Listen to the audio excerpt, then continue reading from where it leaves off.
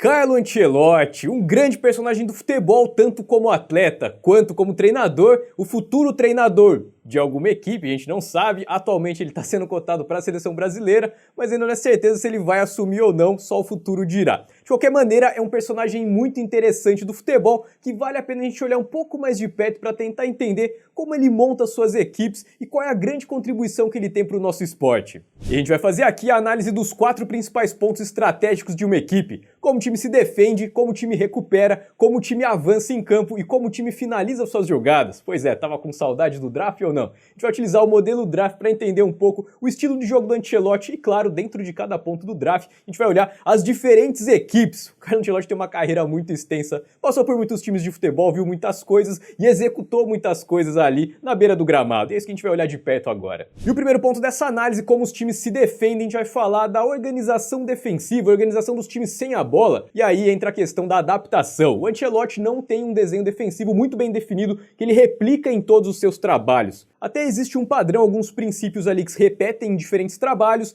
mas a adaptação para extrair o melhor das características individuais dos jogadores, eu acho que é a grande prioridade do Ancelotti. Por exemplo, se a gente voltar em 1998, 99, a Juventus que o Ancelotti treinou, essa Juventus tinha uma linha defensiva com 4 jogadores, um triângulo com o Deschamps e o Davids, e o Zidane um pouco mais à frente, e o Inzaghi era o atacante.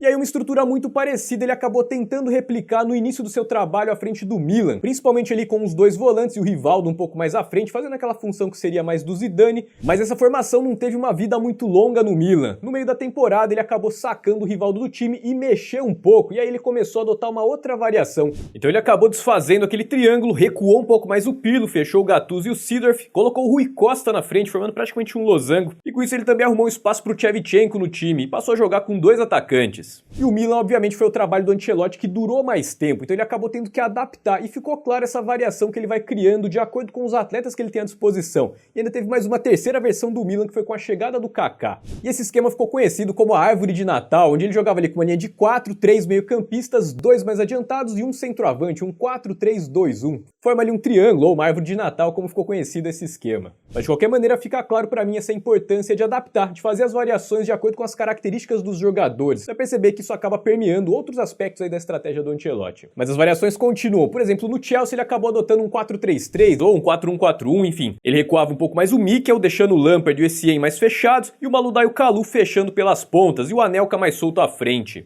E já na sua primeira passagem pelo Real Madrid ele adotou um 4-4-2 no começo do seu trabalho, jogando com uma linha de 4 no meio, o Isco pela esquerda, o Kroos e o Modric pelo meio e o James Rodrigues pela direita, dando mais liberdade pro Benzema e pro Cristiano Ronaldo. No Bayern de Munique ele voltou a usar aquele triângulo com 2 volantes mais recuados e um mais adiantado, usando o Xabi Alonso e o Vidal com o Thiago mais à frente e fechando os pontas pelo lado, Robben e o Ribéry. E nessa última passagem do Real Madrid ele girou novamente o triângulo, recuou um pouco mais o Toni Kroos e jogou com o Modric e o Valverde mais pelo corredor central, Rodrigo e Vinícius Júnior pelas pontas.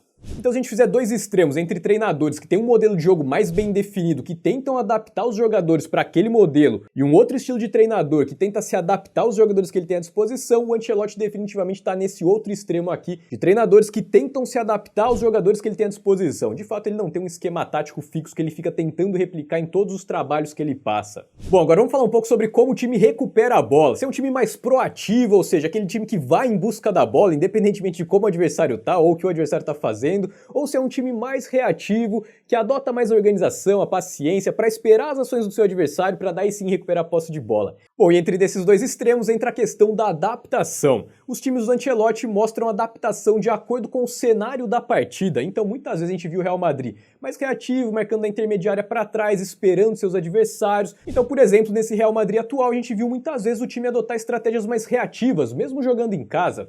O time ficava mais ali, marcando da intermediária para trás, sem pressionar, sem subir muito o bloco de marcação. Em outras partidas, obviamente, a gente viu o time pressionando a saída de bola, sufocando, mas principalmente em cenários onde o time estava atrás no placar. Então, a questão da necessidade do resultado faz com que o time adote um nível de exposição um pouco maior. Então, entre essa pressão um pouco mais moderada, mais caçando o erro ali, e essa pressão mais intensa o tempo inteiro, independentemente do cenário do jogo, definitivamente o Ancelotti está mais nessa moderada. Agora, subir o bloco de marcação, sufocar a saída de bola, não é uma coisa igual para todo mundo. Como é que é o estilo do Ancelotti nesse ponto específico? Basicamente o time tenta promover aqueles encaixes de marcação individual, por isso que é muito importante o papel papel de cada jogador nessa marcação-pressão. Esse tipo de marcação-pressão, quando um jogador dá um migué, dá uma falhada ali, todo mundo corre à toa, pode ser uma verdadeira catástrofe, uma verdadeira bola de neve, porque em geral a marcação vai estar encaixada cada um no seu e a linha defensiva vai estar em situação de 1 contra 1, com muito espaço nas costas da defesa. Então geralmente essa pode ser uma vulnerabilidade quando a marcação-pressão não encaixa, quando não está todo mundo executando a marcação da maneira como deveria executar. E é justamente por isso que o Ancelotti acaba sendo mais seletivo nos momentos de subir o bloco, tentar encaixar a marcação, porque ele sabe necessariamente que decidir fazer a marcação-pressão nesse estilo é assumir um risco grande, uma falha de um jogador pode ser fatal. Agora vamos falar um pouco de como as equipes do Ancelotti avançam em campo, como elas fazem a sua saída de bola. Bom, basicamente o futebol evoluiu bastante, o Ancelotti também mostrou uma grande evolução, então se a gente comparar os times dele do final dos anos 90, começo dos anos 2000, para esse Real Madrid mais recente, a gente vai ver que evoluiu bastante. E essa evolução vai no sentido de criar variações, criar alternativas nessa saída de bola. Mas de maneira geral, o ponto central é a questão do risco, aquilo que eu falei lá no começo da análise. O Ancelotti não é um cara que gosta de assumir riscos o tempo inteiro nessa saída de bola. Obviamente, hoje a gente vê o Real Madrid fazendo uma saída de bola, utilizando bastante o Courtois, trocando passes ali mais na defesa, mas de maneira geral, quando o adversário sobe o bloco, tenta encaixar a marcação de uma forma muito intensa, o Real Madrid opta por não correr muitos riscos, não ficar a todo custo buscando linhas de passe ali quando o risco é muito alto. Por isso que a questão do risco é muito importante. Se o risco de perder a bola estiver muito alto, geralmente o Real Madrid faz o quê? Tenta uma saída mais longa. Então o time tem 3 variações. O time tem essa saída de bola mais curta, mais trabalhada, por conta da característica individual dos jogadores desse meio de campo, com Toni Kroos, Modric, jogadores que sabem articular muito bem o jogo. O Real Madrid tem também as saídas de bola na arrancada, principalmente explorando a velocidade do Valverde, do Camavinga. São jogadores que conseguem explorar muito bem os espaços que vão aparecendo, e o time também tem a saída de bola longa. De verdade seja dita, foi justamente a tentativa de saída de bola longa que acabou minando o Real Madrid nessa Champions League contra o City. Mas esse é assunto para outro vídeo. Agora vamos falar um pouco sobre as jogadas de finalização, como os times do Ancelotti tendem a finalizar. Novamente entra a questão da adaptação. A gente não vê os times do Ancelotti repetirem a mesma jogada, sempre depende muito dos atletas que estão em campo. Mas de maneira geral existe sim um padrão, um norte que o Ancelotti tenta replicar.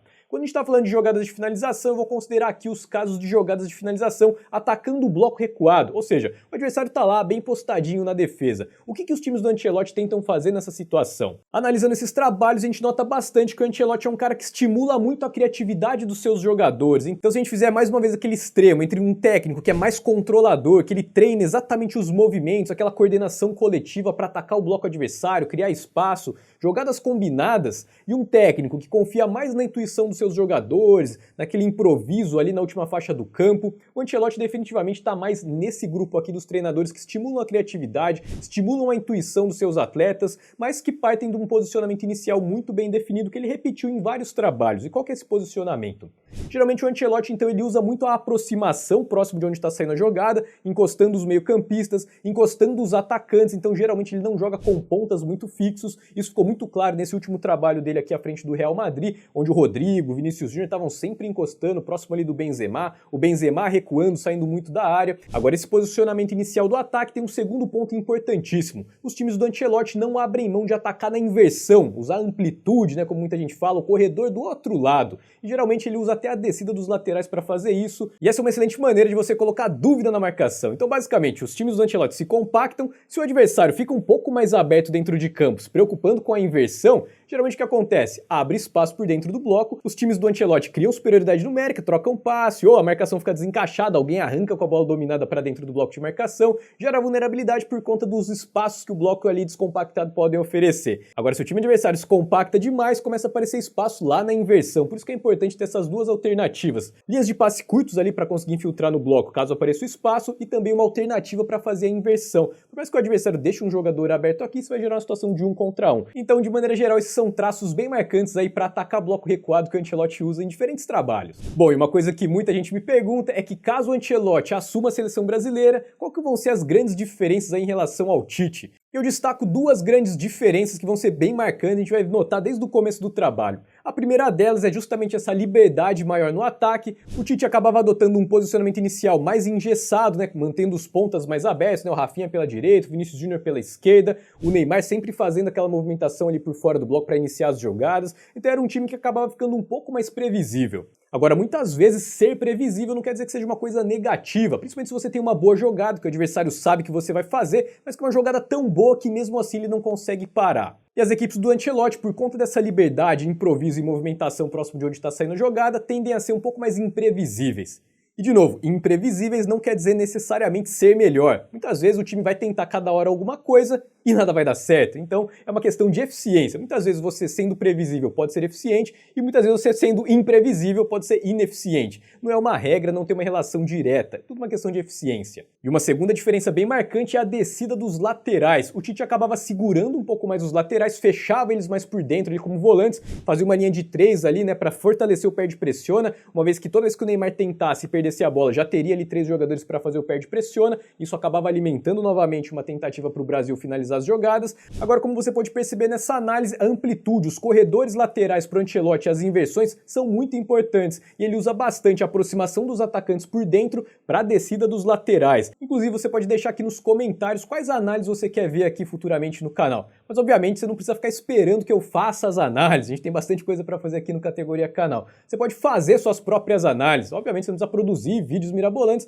mas você pode conseguir entender, desvendar os segredos de qualquer equipe. Basta você saber para onde você deve direcionar a sua atenção em cada momento do jogo. O primeiro passo é organizar os cenários, como eu fiz aqui nessa análise, dividir em 4 grandes blocos e depois, dentro de cada cenário, tentar extrair o máximo de informações possíveis. Aprendendo para onde direcionar sua atenção em cada momento do jogo, você vai conseguir interpretar melhor qualquer partida e qualquer equipe. E você pode sempre contar com o nosso método, com o nosso material de apoio lá da Futebol Cursos. Eu convido você a conhecer o nosso melhor material. Lá a gente não tem as limitações de uso de imagem que o YouTube coloca pra gente e outras redes sociais também. Lá a gente consegue dar a profundidade necessária que cada tema do futebol merece e consegue fazer também um material todo organizado, passo a passo, com uma trilha bem definida, para que o seu esforço de estudo renda muito mais. Basicamente você vai aprender em semanas ali o que você levaria anos e anos, analisando jogo por jogo, criando seus próprios modelos e organizando todas essas informações. Uma passada lá que pode poupar bastante o seu tempo e te ajudar. Bom, essa foi a análise do Ancelotti, eu espero de coração que você tenha gostado. Assim como eu gostei de fazer e pesquisar, é sensacional sempre voltar no tempo, pegar as equipes lá de 98, analisar.